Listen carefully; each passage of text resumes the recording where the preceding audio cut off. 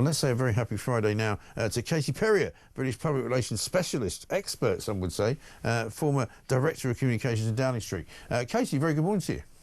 Good morning, Mike. How are you? I'm all right, but I'm considering leaving the country like everybody else because it's in such a bleeding mess and it's being stewarded over a cliff by this horrendous government. I don't think I've in my entire lifetime have I seen such a useless administration in this country. Well, I see your columns in various newspapers on a regular basis, Mike, saying the same thing, which I think is replicating what people are thinking around the country, right?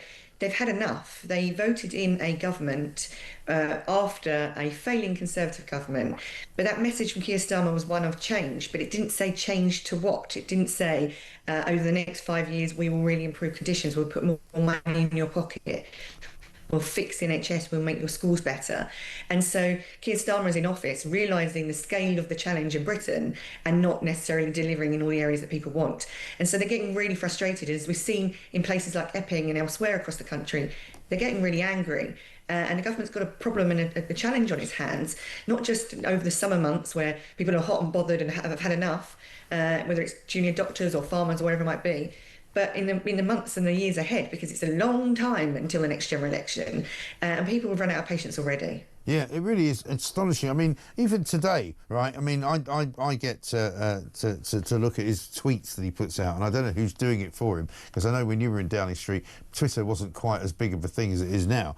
But, you know, he's got this Twitter department, and he put out a tweet last night in which it said, we promised 1,000 more GPs this year. We've delivered double that, 2,000 new GPs hired, delivering millions more, and making sure the NHS is there for everyone whenever they need it. Our plan for change in action. But it's been corrected by a load of people who have sort of community noted it, if you like, in which they've said actually the net gain is only 600. It is nothing like 2,000, and he gets picked up on this all the time. He keeps making factual statements which are in fact incorrect, and I think that's one of his big problems. It's one of the problems of this government. Everything they say turns out not to be true, and much of it sounds like an outright lie. Well, when you're speaking at number 10 Downing Street, you really need to make sure that you're replicating the feelings and the experiences of people on the ground. And that comment in terms of the improvements to GP services is just not felt around the country. I needed an appointment for my mother not that long ago, and in order to get an appointment for 3 to 4 weeks' time, I had to queue up outside the doctor's surgery at 7:30 in the rain in the morning. You know, I'm a working mum. That keeps me away from the office. That makes the country less productive. Yeah. And it means that I'm there in the rain with a whole bunch of older people who really should be in bed because they're not very well, and they're waiting for an appointment 3 to 4 weeks' time. It's not like they were waiting for something within the next 24 hours. Right. The system is really broken, but it's also incredibly inefficient. And I just don't buy the argument that the solution to the NHS is to just keep on chucking more and more money at it. It needs huge reform. And I think Labour misunderstood the size of the challenge when they took into office, because really they needed to be bold and they needed to be radical because the country was crying out for significant change. And yet the tinkering around the edges hasn't really worked in the way that they thought it would. But isn't that the thing that's surprising I mean, a professional, communications specialist like yourself, they said before they got in that they would be a government of service. They said that they had prepared for every single departmental job that they were going to be doing. They knew that everything that they wanted to do had been fully costed. They wouldn't do anything. And it turns out that actually they were so inexperienced that they didn't have a clue what they were doing when they went in. They took Sue Gray in, right? Nobody talks about her anymore. She was meant to be this amazing woman who was going to create the first 100 days of a new Labour government. She didn't even last 100 days. She lasted 93 days and then she got fired. I mean, the whole thing has been shambolic, hasn't it?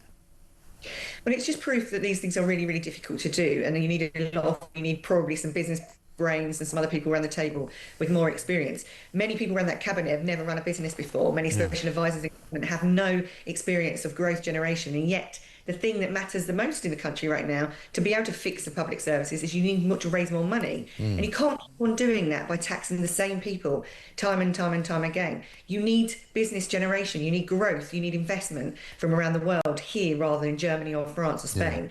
And therefore, you've got to create the right conditions for that investment.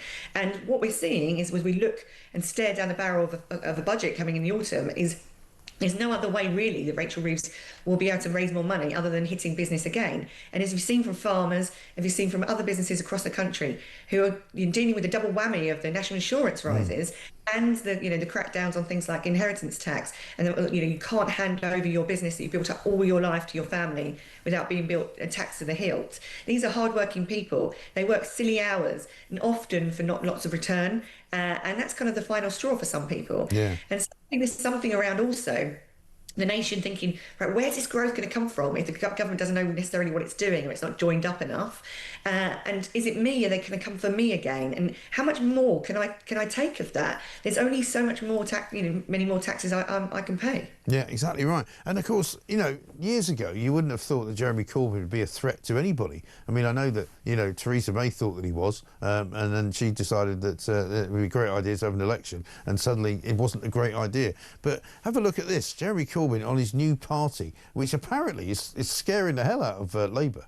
We announced this today. We announced the broad framework. A lot of support's coming in, and I'm doing a lot of meetings and events all around the country over the next week or so, and then through August and September a lot more.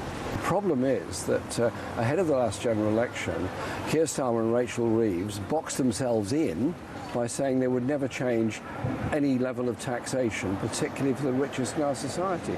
They now have a financial problem. Not very surprising. Imagine thinking that Jeremy Corbyn actually looks sensible, because he actually does, in light of what's going on around him. And this new party, which they can't apparently decide on the name for, if they do actually go into a polling situation, they nick half of Labour's votes. I mean, what position we must be in a nation to think that Jeremy Corbyn is the answer to anything is the problem I'm really worried about. Yeah. But that goes to show the state of politics. What we're facing in the next election is a fragmented party state, which is much more reflective of what's been going on in Europe over the last couple of decades than we've ever experienced in the UK. And that is an issue because really you need clear and decisive government and leadership.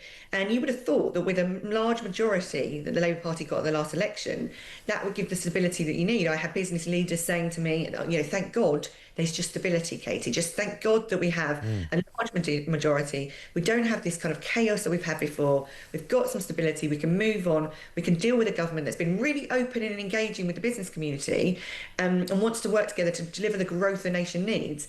And the result of that is anything but. And of course, now you've got other people like Jeremy Corbyn entering the frame. You've also got candidates, independent candidates across the country that's starting to get quite a lot of support, especially from the Muslim community and others.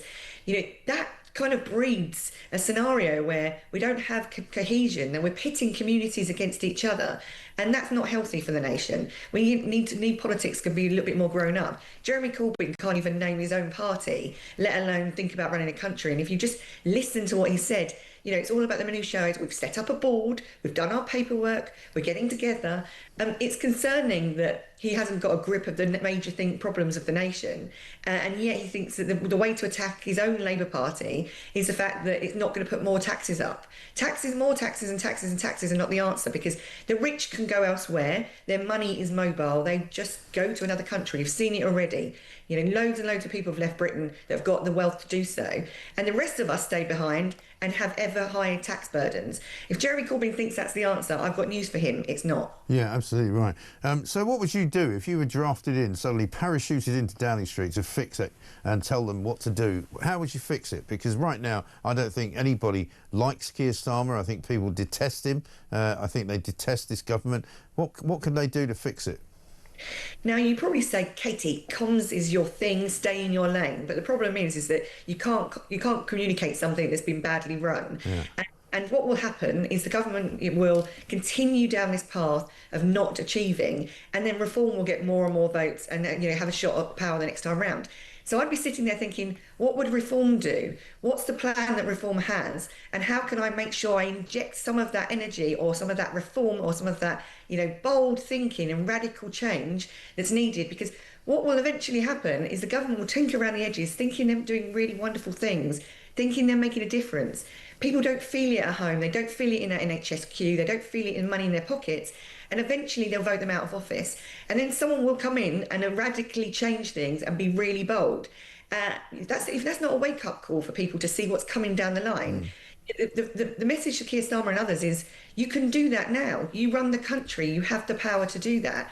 So people really want you to get on with it and be bold and be decisive and not let your party hold you back. Yeah. Well, let's see if they can repair what it is that they've done to damage this country. I'm not sure they can. Katie, great to talk to you. Thank you very much indeed. Katie Perrior there, Public Relations Specialist, former Downing Street advisor, of course, former Director of Communications for Theresa May back then in the day when Theresa May was Prime Minister.